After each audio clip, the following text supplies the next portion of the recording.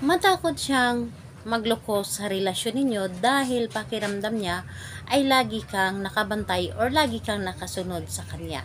Hello mga guys, kumusta kayo? Panibagong araw, panibagong video na naman tayo, and sa araw na ito ay isa na namang video ang aking tuturo sa inyo na simpleng gabay o simpleng pamamaraan na makakatulong sa atin. At bago ang lahat, gusto ko lang mag-disclaimer sa mga taong hindi naniniwala at hindi gusto ang mga kagaya nitong video.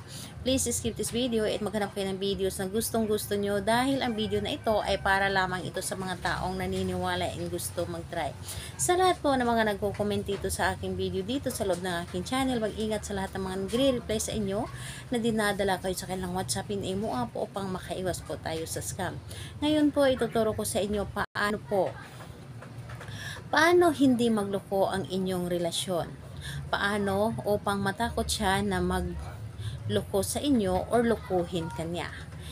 Ito ay pwedeng gawin sa parihas ang kasarian, babae to babae, and lalaki to lalaki, and syempre naman sa ating babae at lalaki na mag-partner. And dito po is kailangan lamang natin dito ihanda is isang butil ng bawang lamang na binalatan, and kailangan din natin dito ng panulat. So yun lamang ang dapat nating ihanda. And syempre kapag handa na yung ating gagamitin, ang isunod po nating ihanda is ang ating sarili. Yes po, i-claim natin sa ating sarili na ito ay gustong gusto nating gawin. Ito ay para sa kanya, and kailangan na buo ang ating loob sa paggawa nito, at hindi tayo dapat na nagduda o hindi tayo dapat na magdalawang isip sa paggawa nito. Kailangan po buo ang ating loob sa paggawa ng isang ritual para mas mabilis natin itong mapapagana. Ngayon kapag ready ka na ay pwede mo na itong umpisahan ang ritual. So ang gagawin mo lamang dito, napakadali at napakasimple lamang. Sa isang bawang, tulad po nito, ito ay binalatan na. And ito po ay lagyan mo ito ng mata, or mag-drawing po kayo ng mata.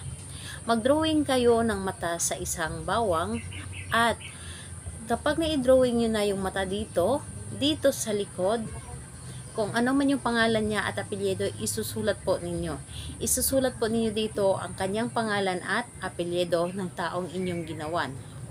Pagkatapos nun ay i-close nyo lamang ang inyong palad. I-close nyo at hilingin po ninyo dito lahat-lahat ang gusto ninyo. Halimbawa na lamang ay sabihin ninyo, ikaw, pangalan at apelyido, ikaw ay matakot na magloko sa ating relasyon, matakot kang lokohin mo ako, at wala ka itatago sa akin, sasabihin mo ang lahat ng mga sikreto mo, ako at ako lamang ang inyong pagsasabihan lahat-lahat, at wala kang itatago sa akin, at maging loyal ka sa akin, ako lamang ang magiging mamahalin mo habang buhay. So sabihin mo lamang dito lahat-lahat, dapat po ay positive yung mga sinasabi ninyo, at iwasan po ninyo na makabanggit kayo ng negative. And pagkatapos nito, yung bawang na ito ay saan po natin ito ilagay? Pwede po ninyo itong ilagay sa inyong wallet or di kaya sa inyong bag, depende sa inyo, pero ilagay po ninyo ito sa pulang tela or kahit anong klaseng pula na pwede po ninyong pagbalutan nito. So dapat po ay nakasilid po ito sa pulang bagay o lalagyan. So ayun po, kapag na ilagay mo na ito, ang gagawin natin ito sa araw ng Tuesday and Friday, pero pwede naman sa ibang araw kung gusto po ninyo, kung buo po ang inyong loob at positive po ang nasa isip po ninyo, na para bang hinihila kayo na gawin ninyo ito. Salamat po sa inyo. Bye bye everyone. God bless us all.